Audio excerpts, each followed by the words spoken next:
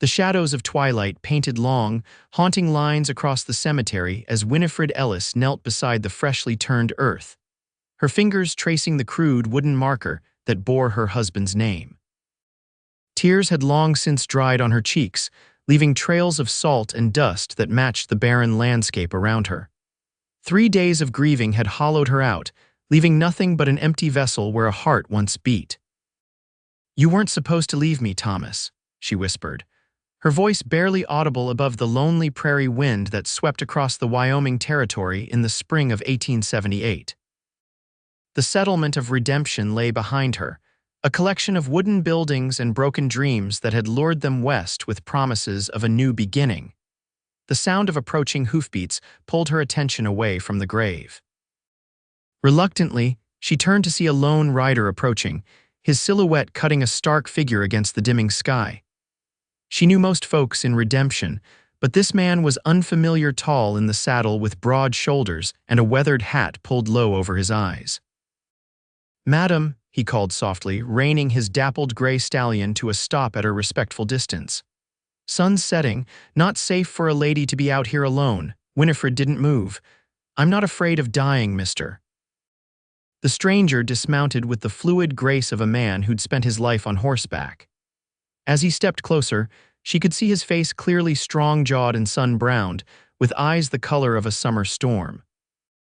He wasn't young, perhaps 35, with faint lines at the corners of his eyes that spoke of hard years. "Name's Marshall Wade," he said, removing his hat. "Just passing through, saw you from the ridge." "Winifred Ellis," she replied automatically, the social graces her mother had instilled in her taking over despite her grief. "And I don't need your concern, Mr. Wade," he nodded toward the grave. "Your husband?" "Yes." She turned back to the wooden marker, her fingers trembling as she brushed away a layer of dust. 3 days ago, consumption. Marshall Wade remained silent, respectful in his stillness as the wind played with the edges of his long coat. Finally, he spoke again. "I lost my wife 5 years back. Childbirth, lost the baby too." Something in his voice, the raw honesty of shared pain, made Winifred look up at him. For the first time in days, she felt something other than grief. Recognition, perhaps, understanding. "I'm sorry," she said simply. "As am I for your loss, Mrs. Ellis." The sun had nearly disappeared now, the first stars beginning to emerge in the darkening sky. Winifred knew she should return to town, to the small room above the general store where she'd been staying since Thomas fell ill. But the thought of those 4 walls, of lying awake listening to the sounds of the saloon down the street while memories haunted her, was unbearable. "Do you have somewhere to go?" Marshall asked. As if reading her thoughts, Winifred hesitated. "A room in town." "Allow me to escort you back, then." He offered his arm, not presuming to touch her but extending the courtesy nonetheless. She stood slowly, her knees stiff from kneeling on the hard ground. "Thomas came west to build us a home," she said, gazing once more at the grave. "He was a carpenter. Had plans for a ranch outside of town, just needed to earn enough to buy the land." Marshall nodded, his expression thoughtful. "A good dream." "Yes," she whispered. "It was." As they walked toward his horse, Winifred paused, turning back to the grave one last time. "He died for me," she said, her voice breaking, "working himself to death for our future." Marshall Wade helped her onto his horse before mounting behind her, his presence solid but not intrusive. As they began the slow ride toward the twinkling lights of Redemption, he spoke softly near her ear, his voice carrying a gentle conviction that surprised her. "Then live for him with me," the cowboy whispered. Winifred stiffened, turning slightly to look at his face. "I don't know you, Mr. Wade." "No, madam, you don't," he agreed, his eyes meeting hers honestly. "But I'm not suggesting what you might be thinking. I've got land, Mrs. Ellis. Good land about 20 miles west of here, and a half-built house that needs finishing. Your husband was a carpenter. Maybe finishing another man's dream might help honor his." The proposition hung between them, unexpected and strange, yet somehow fitting in this land where conventional rules often bent to necessity and survival. "Why would you offer such a thing to a stranger?" Winifred asked, suspicion edging her voice. "Because I've seen that look in your eyes," Marshall answered simply. "The one that says you're wondering if there's any reason to wake up tomorrow. I wore it for 2 years after I buried my Sarah and our little one. Don't reckon I'd wish that on anyone." Redemption appeared before them, a collection of lamplit windows and shadowy storefronts. Marshall guided his horse down the main street, the animal's hooves echoing in the evening quiet. "I don't need charity, Mr. Wade," Winifred said as they reached the general store. "It's not charity I'm offering, Mrs. Ellis, it's purpose." He dismounted and reached up to help her down. "I'll be staying at the hotel tonight, leaving at first light. If you want to finish what your husband started, I'll be here." Winifred stood on the boardwalk, watching as Marshall Wade led his horse toward the livery stable. His proposition was improper, perhaps even scandalous by Eastern standards. Yet something in his words had kindled a tiny spark in the darkness of her grief, not hope, exactly, but possibility. Inside her rented room, Winifred sat on the edge of the narrow bed, Thomas's worn Bible in her lap. She'd packed little when they'd left Pennsylvania, bringing only what was necessary for their new beginning. The Bible had been his grandfather's, the family history recorded in fading ink on its opening pages. She traced Thomas's name, written below his parents with their wedding date carefully noted beside it. They'd been married just 2 years, not nearly enough time. "What would you have me do, Thomas?" she whispered to the empty room. But there was no answer, only the distant piano music from the saloon and the occasional burst of laughter from the street below. Sleep eluded her that night. As dawn's first light filtered through the thin curtains, Winifred made her decision. She packed her meager belongings into a single carpet bag, paid her bill to the sleepy-eyed shopkeeper downstairs, and stepped into the crisp morning air. Marshall Wade was already at the livery, saddling his horse and checking the packs strapped to a sturdy mule. He looked up as she approached, his expression revealing nothing. "Good morning, Mrs. Ellis." "Mr. Wade," she acknowledged with a nod. "Your offer, does it still stand?" A hint of a smile touched his lips. "It does." "Then I accept with conditions," Winifred said firmly. "I will work to earn my keep. I'll help finish your house in exchange for shelter and food until I can make my own way. But I want to be clear, I'm not looking for a husband to replace the one I've lost." Marshall secured a final strap on his saddle before turning to face her fully. "I understand your terms, Mrs. Ellis, and I respect them. My offer comes with no expectations beyond what you're willing to give." He helped her mount a second horse, a gentle mare he'd purchased that morning, and soon they were leaving Redemption behind, riding west as the sun climbed higher in the vast Wyoming sky. The journey to Marshall's property took the better part of the day. They rode mostly in silence, which suited Winifred. The landscape changed gradually, the flat prairie giving way to rolling hills dotted with pine and aspen. By mid-afternoon, they crested a rise, and Marshall reined his horse to a stop. "There it is," he said, gesturing to the valley below. Winifred caught her breath. The land spread out like a painting lush grassland bordered by forest, with a creek winding through it like a silver ribbon. Near the tree line stood a structure that could only be Marshall's half-finished house, its framework rising hopefully against the backdrop of mountains beyond. "It's beautiful," she said honestly. "It is that," Marshall agreed. "Come on, we'll get you settled before nightfall." The house was larger than Winifred had expected, its foundation and framework suggesting a solid 2-story dwelling that would stand for generations. One portion, what appeared to be a kitchen and sitting area, had walls and a roof, though the upper floor was still open to the elements. Behind the house stood a sturdy barn and corral. "You've done all this yourself?" Winifred asked as they dismounted. Marshall nodded, leading the horses toward the barn. "Most of it. Had some help with the barn raising last fall from neighbors, nearest one's about 5 miles east." Inside the finished portion of the house, Winifred found a simple but comfortable living space. A stone fireplace dominated one wall, with a wooden table and chairs positioned nearby. A curtained-off area revealed a narrow bed. "You'll take the bed," Marshall said, noting her gaze. "I'll sleep in the barn until we get the upper rooms finished." "That's not necessary." "It is," he interrupted gently. "My mother raised me to be a gentleman, Mrs. Ellis, and you've had my word on your conditions." That night, after a simple meal of salt pork and beans, they sat by the fire as Marshall explained his plans for the house and land. He wanted to raise horses primarily, with some cattle and enough crops to be self-sufficient. The house design was ambitious: 4 bedrooms upstairs, a proper parlor, kitchen, and study downstairs. "Your wife's design," Winifred asked softly, Marshall's hand stilled on the wood he'd been whittling. Yes, Sarah had grand ideas. Said if we were going to build something, might as well build it right. She sounds like Thomas, Winifred smiled sadly. He always said that too. Their gazes met across the firelight, an understanding passing between them that needed no words. They were two people marked by loss, trying to find a way forward in a harsh land that offered no guarantees. The next morning began their new routine. Marshall showed Winifred the plans Thomas had drawn up, explaining which sections of the house were priority. To her surprise, he listened attentively to her suggestions, considering her ideas with genuine interest. Thomas taught me a fair bit about carpentry, she explained as they examined the framework for the upstairs rooms. I can do more than cook and clean, Mr. Wade. I don't doubt it, Marshall replied, and I think, given our arrangement, you might call me Marshall. Work filled their days.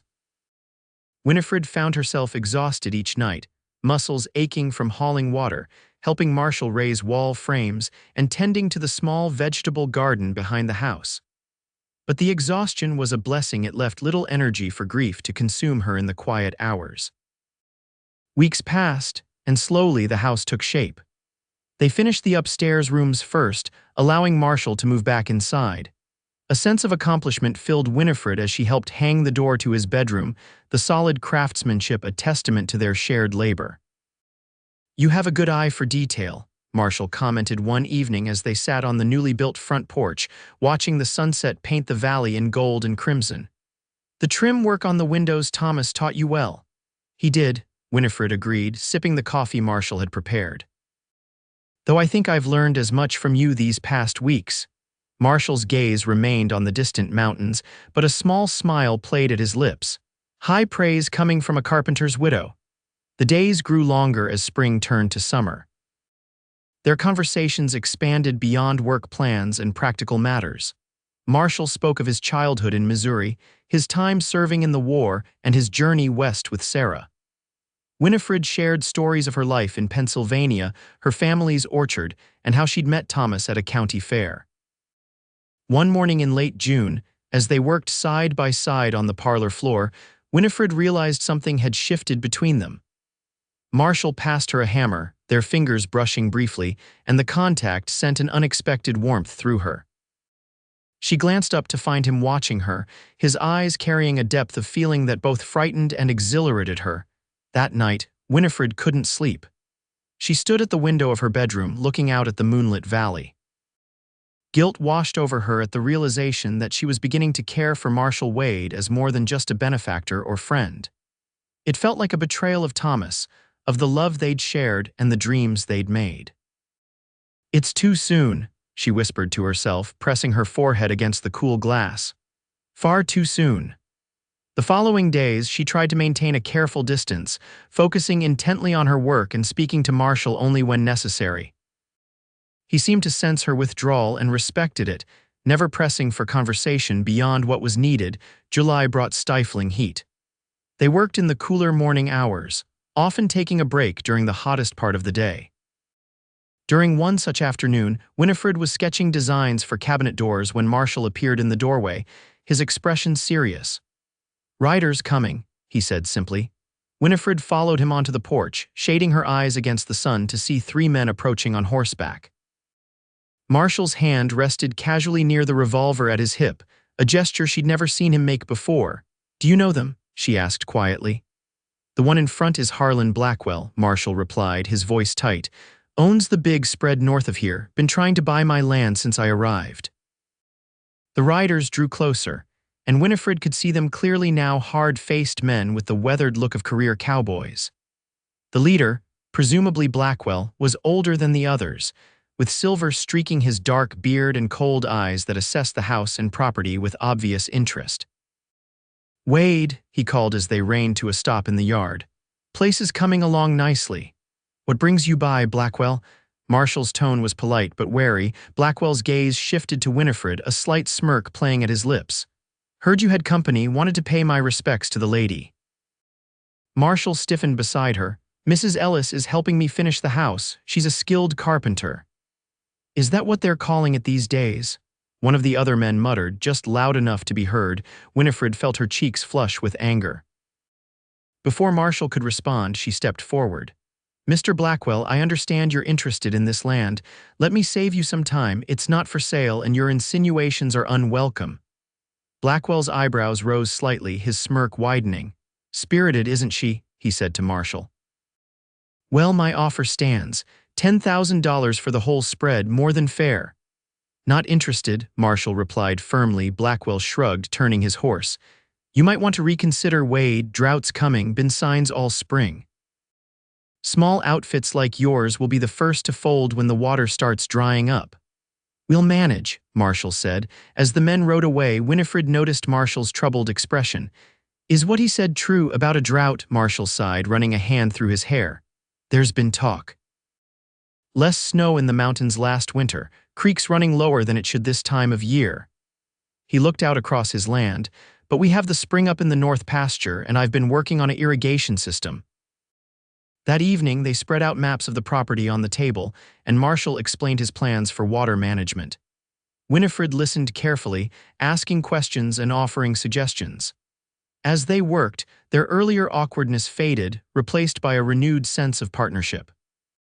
"Thank you," Marshall said suddenly as they were rolling up the maps. "For what?" His eyes met hers, sincere and warm. "For standing with me today, for believing in this place." Winifred felt something shift inside her, a wall crumbling that she'd carefully maintained. "It's a beautiful dream, Marshall, one worth fighting for." The next day brought unexpected visitors of a different kind.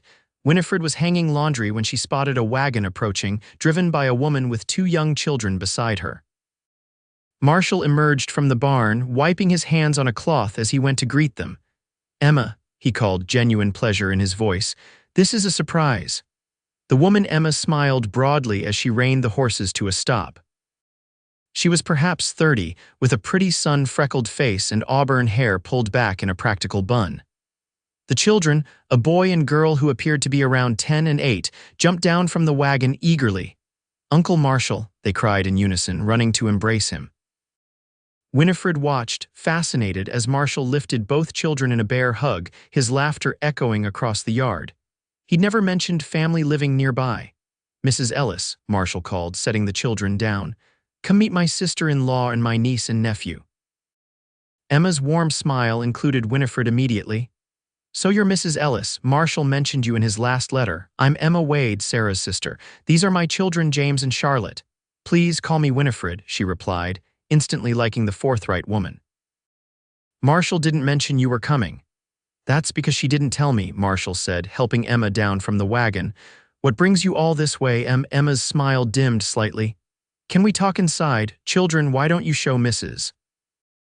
Ellis your fishing spot while I speak with your uncle?" The children eagerly took Winifred's hands, leading her toward the creek while Marshall and Emma disappeared into the house. As she watched James and Charlotte compete to show her the best places to catch trout, Winifred wondered what urgent matter had brought Emma to visit unannounced. When they returned to the house an hour later, the children proudly carrying 3 small fish for dinner, Winifred found Marshall and Emma sitting at the table, their expressions serious. Emma quickly brightened for her children's benefit, praising their catch and suggesting they help clean the fish for supper. That night, after the children were asleep in the spare bedroom, Emma explained her presence. Her husband had died the previous winter, leaving her struggling to manage their small ranch in Montana. Drought conditions had made it impossible to continue, and she'd been forced to sell. "I'm heading to my cousin's place in Colorado," she told Winifred as they sat by the fire. "She's a widow too, runs a boarding house, says she can use the help and the children can attend a proper school there." Marshall leaned forward, elbows on his knees. "I've asked Emma to stay here instead." Winifred looked between them, surprised. "Here?" Emma smiled gently. "Marshall's been kind enough to offer, but I can't accept. This house, it was Sarah's dream, and now it's becoming something new with you here." Her perceptive gaze made Winifred blush slightly. "I won't intrude on that." "There's nothing to intrude upon," Winifred protested quickly. "Marshall and I have an arrangement. I'm helping finish the house, that's all." Emma's expression was knowing but kind. "Of course. Still, we'll continue on to Colorado as planned. I just wanted the children to see their uncle and to rest the horses before the mountain crossing." Later, as Winifred prepared for bed, she found herself contemplating Emma's words and what the woman had clearly assumed about her relationship with Marshall. The thought wasn't as troubling as it might have been a few weeks earlier. In fact, she realized with a start, the idea of becoming more than a temporary arrangement had begun to take root in her heart. Emma and the children stayed for 3 days, bringing laughter and energy to the house that transformed it from a construction project to a home. Winifred enjoyed Emma's company immensely, finding in her a kindred spirit who understood the challenges of forging a life in this harsh but beautiful country. On their last evening, after the children were asleep, Emma joined Winifred on the porch. The night was clear, stars scattered like diamonds across the velvet sky. "He's different with you," Emma said softly, nodding toward the barn where Marshall was completing his evening chores. "Lighter somehow." Winifred felt her cheeks warm. "We've only known each other a short time." "Time doesn't always matter," Emma replied. Sarah knew after one dance that Marshall was the man she'd marry, said she saw her whole future in his eyes. She smiled at the memory. "I thought she was being dramatic, but she was right." "I loved my husband," Winifred said quietly, "very much." Emma reached over to squeeze her hand. "Of course you did, and Sarah was everything to Marshall, but loving once doesn't mean you can't love again." She paused, her expression thoughtful. "Sarah would have liked you, I think. She'd be glad Marshall found someone who understands his heart." The next morning, Emma and the children departed after emotional farewells and promises to write. Winifred stood beside Marshall, waving until the wagon disappeared over the rise. The house seemed suddenly quiet, empty in a way it hadn't felt before. "They're wonderful," Winifred said as they walked back toward the house. "You must miss them." Marshall nodded, his expression pensive. "I do. Emma's right about Colorado being better for the children's education, but I wish." He trailed off, shaking his head. "The house seems too big now, doesn't it?" "It does," Winifred agreed softly. Their eyes met, and for a moment Winifred thought Marshall might say more. Instead, he cleared his throat and gestured toward the house. "We should get back to work on those cabinets." August arrived with scorching heat and confirmation of Blackwell's prediction. The creek dwindled to a trickle, and the grass in the valley began to brown. Marshall spent long days working on his irrigation system, channeling water from the spring to sustain the garden and a small hayfield. Winifred continued her work on the house, finishing the cabinetry and starting on the built-in bookshelves Marshall had designed for the parlor. Each evening, she watched him return from the fields, exhaustion etched in the lines of his face but determination in his eyes. "You should rest," she told him one night as she placed a plate of stew before him. "You're working yourself too hard." Marshall looked up at her, a sad smile touching his lips.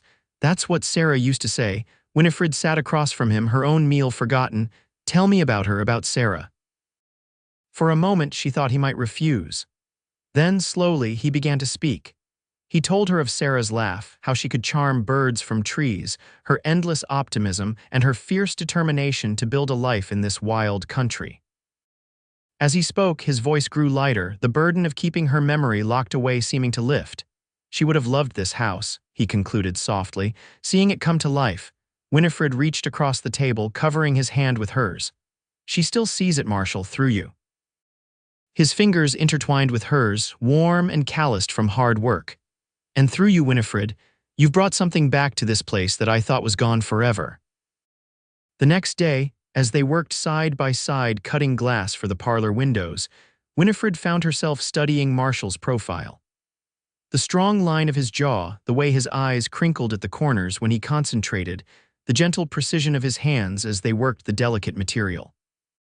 Something warm and certain settled in her chest, not the desperate, all-consuming love she'd felt for Thomas, but something deeper, more grounded.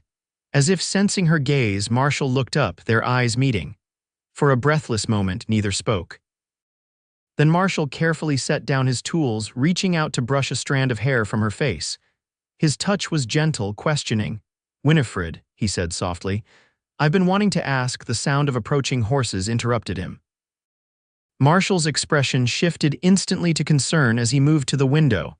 "Blackwell," he said grimly, "and looks like he's brought half his crew." Outside, Harlan Blackwell sat astride his horse, flanked by at least 8 men. Their expressions were hard, purposeful in a way that sent a chill down Winifred's spine. "Stay inside," Marshall told her, reaching for his gun belt. "No," Winifred replied firmly, following him to the door. "This is my home too now." The words slipped out before she could consider them, but she didn't regret them, even as surprise flickered across Marshall's face. Together, they stepped onto the porch to face their visitors. "Twice in one summer, Blackwell," Marshall called. "I'm beginning to think you're sweet on me." Blackwell didn't smile at the joke. "Creeks running dry, Wade. You're diverting water that feeds downstream to my eastern pastures." "I'm using water from my spring on my property," Marshall replied evenly. "Water that's legally mine. Law's one thing, survival's another." Blackwell dismounted, his men following suit. "My cattle are dying. That spring of yours feeds underground to the creek. You're taking more than your share." "I've taken only what I need to sustain my crops." Marshall's voice remained calm, but Winifred could see the tension in his shoulders. "Same as any man would do." Blackwell stepped closer, his men fanning out behind him. "I tried to be reasonable, Wade, offered you fair price for this land. Now I'm done asking. You've got 2 choices: stop your irrigation project and let the water flow natural, or sell to me and get out." Marshall's hand rested near his holster, a gesture not lost on Blackwell's men, several of whom moved their hands toward their own weapons. "And if I refuse both options?" Marshall asked quietly. Blackwell's smile was cold. "Then I reckon accidents happen out here all the time. Houses catch fire. People disappear. Territory's a dangerous place." Winifred stepped forward before Marshall could respond. "Mr. Blackwell, surely there's a compromise to be found. Perhaps we could work together on a water-sharing arrangement that benefits both properties." Blackwell's gaze shifted to her, his expression dismissive. "This ain't women's business, Mrs. Ellis. Water rights are everyone's business," she countered, "and threatening violence over them is neither legal nor honorable." One of Blackwell's men snickered. "Listen to her, talking about honor while living in sin with that's enough." Marshall's voice cut through the air like a whip. "Mrs. Ellis is a widow helping me complete my house. You'll show her proper respect or answer to me." The tension crackled between the two groups, the afternoon sun beating down mercilessly. Winifred's heart raced, fear mingling with anger at Blackwell's threats and insinuations. "You've got 1 week, Wade," Blackwell finally said, mounting his horse. "Then we do this the hard way." As the riders departed, Marshall's expression was grim. "We need to prepare," he said, turning to Winifred. "They'll be back, and they won't be bluffing." That afternoon, they rode to their nearest neighbors, the Parkers, 5 miles east. John Parker, a grizzled former Army scout, listened to their situation with growing concern. "Blackwell's been pushing boundaries for years," he told them as they sat around his kitchen table, "but threatening violence is a new low, even for him." "Can the law help?" Winifred asked. Mrs. Parker, a tiny woman with steel in her spine, scoffed. "Sheriff Hollister, he's in Blackwell's pocket, has been since he got elected." "What about the marshal in Cheyenne?" Marshall suggested. John Parker nodded slowly. "Might be our best bet. Though it'd take days to get him here if he comes at all." "We'll send for him," Marshall decided. "But in the meantime, we need to be ready if Blackwell makes good on his threats." By the time they returned home, a plan was taking shape. Parker would ride to Cheyenne the next morning to fetch the federal marshal. Meanwhile, their other neighbors, the Millers to the south and old Jeb Taylor to the west, had agreed to keep watch and come running if they saw trouble. That night, as Winifred helped Marshall clean his rifles, she found herself watching his hands, steady, methodical, careful. "I'm sorry," he said suddenly, not looking up from his work. "For what?" Marshall sighed, setting the rifle aside. "For bringing you into this. When I found you at the cemetery, I offered you purpose, not danger." Winifred moved to sit beside him, her decision made in that moment with a certainty that surprised her. "You offered me life, Marshall. After Thomas died, I was just existing. You reminded me there was more." Their eyes met, the firelight casting warm shadows across their faces. Winifred reached up, placing her palm against his cheek. Marshall covered her hand with his own, turning to press a kiss to her palm. "Winifred," he whispered, "I never expected to find you. Never thought I'd feel this way again after Sarah." "Nor I after Thomas," she admitted softly. The kiss, when it came, was gentle, a question asked and answered in the space of a heartbeat. Marshall pulled back, searching her eyes. "I've fallen in love with you," he said simply. "I think I started falling that first day when you stood at your husband's grave and showed more courage than most men I've known." Winifred's heart soared at his words, even as tears filled her eyes. "I love you too," she whispered, "and it terrifies me." "Why?" He brushed a tear from her cheek. "Because I've already lost one man I loved. I don't think I could bear to lose another." Marshall drew her close, his arms strong around her. "I can't promise forever, Winifred, no one can. But I can promise that whatever time we have, whether it's days or decades, I'll spend every moment making sure you never regret choosing to live again." In the days that followed, their love blossomed even as they prepared for potential conflict. The house, nearly complete now, had become truly their home. Each morning, Winifred woke in her room upstairs to the sound of Marshall moving about the kitchen, and each night they parted with lingering kisses and whispered promises. On the 5th day after Blackwell's ultimatum, John Parker returned from Cheyenne with troubling news. The federal marshal was away on business in Denver and wouldn't return for at least 2 weeks. They were on their own.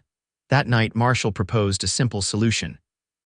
"We should marry," he said as they sat on the porch, watching the sunset paint the sky in brilliant hues. "Tomorrow, Reverend Miller can perform the ceremony." Winifred looked at him in surprise. "Because of Blackwell," Marshall took her hands in his. "Because I love you. Because I want to build a life with you. Blackwell just makes the timing more urgent." She studied his face in the fading light, seeing nothing but sincerity in his eyes. "Yes," she said finally, "I'll marry you, Marshall Wade." The next morning they rode to the Millers' homestead, where Reverend Miller, a circuit preacher who farmed when not tending to spiritual matters, happily agreed to perform the ceremony. By noon, with the Millers, Parkers, and old Jeb Taylor as witnesses, Winifred Ellis became Winifred Wade.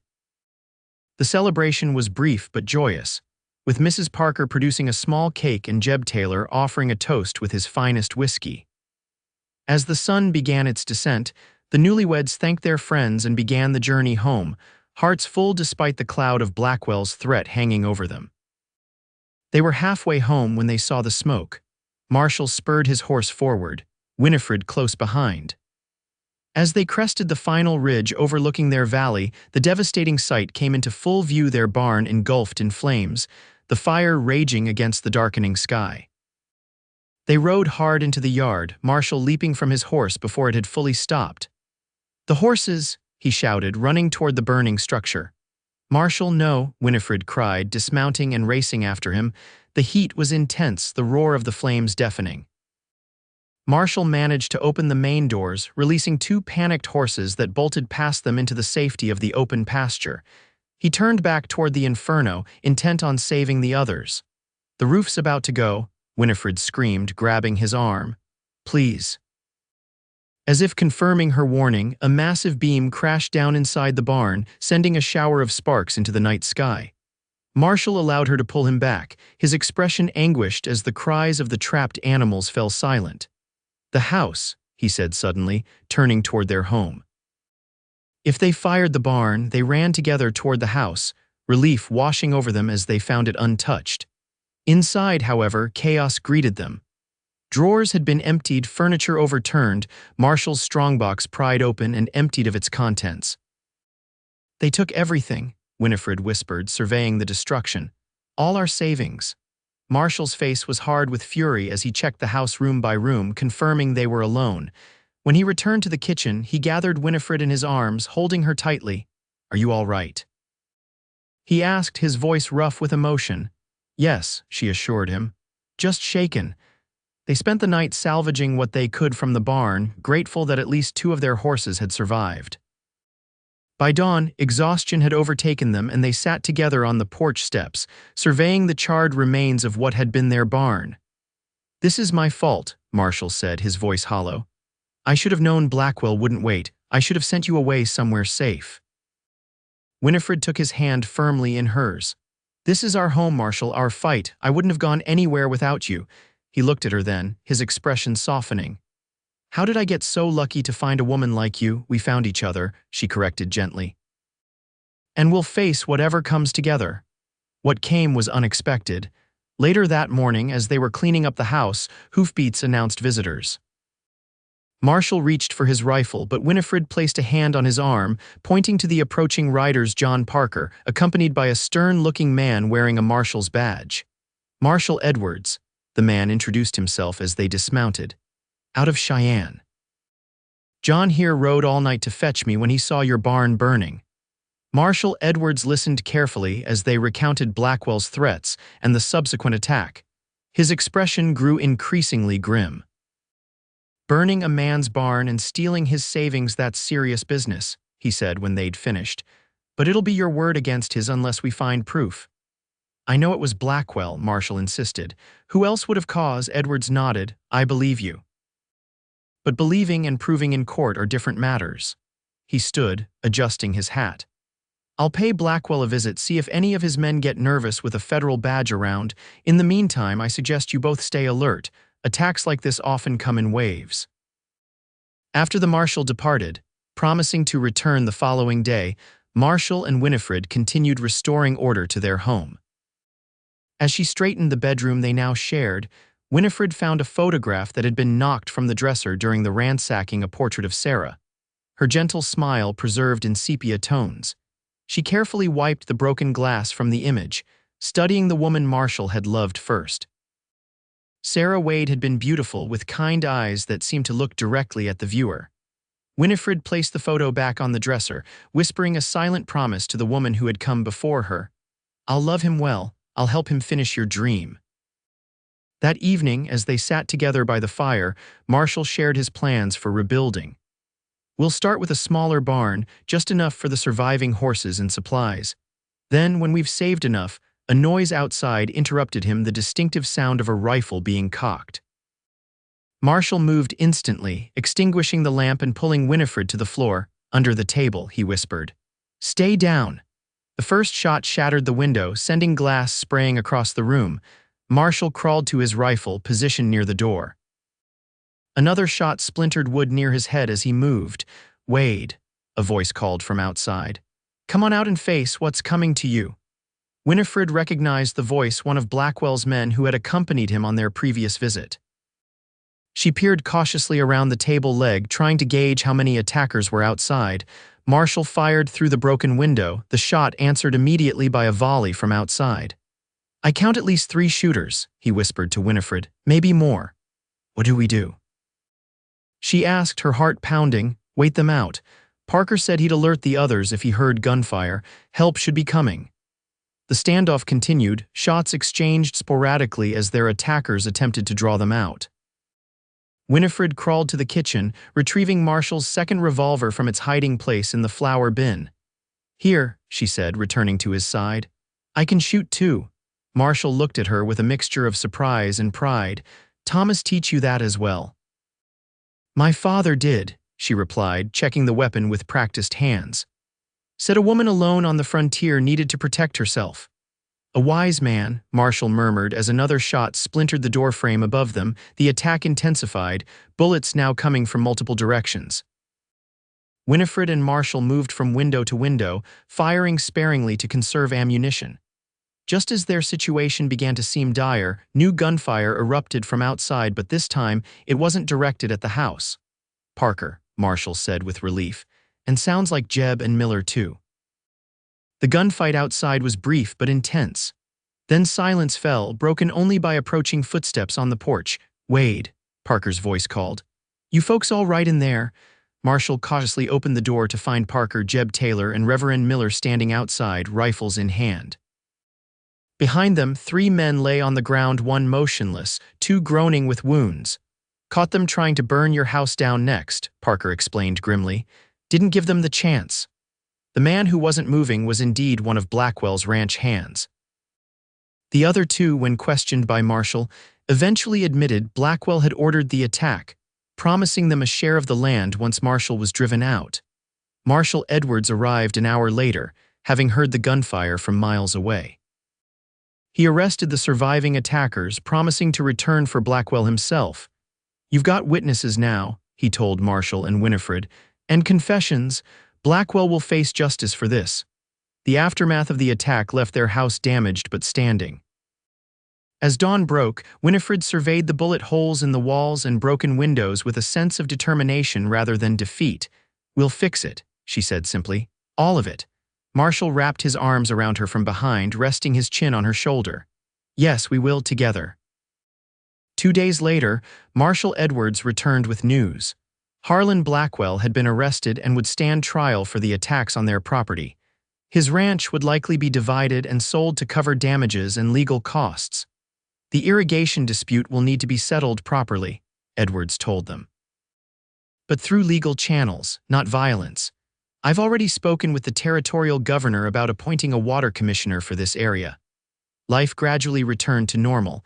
With help from their neighbors, Marshall and Winifred built a new, smaller barn. The house repairs proceeded quickly, the bullet holes patched and windows replaced. By October, as the first snow dusted the mountain peaks, their home stood complete, a testament to resilience, partnership, and love. On a crisp autumn evening, as they sat on their porch watching the sunset, Marshall took Winifred's hand in his. "I've been thinking about what you said that first day at the cemetery."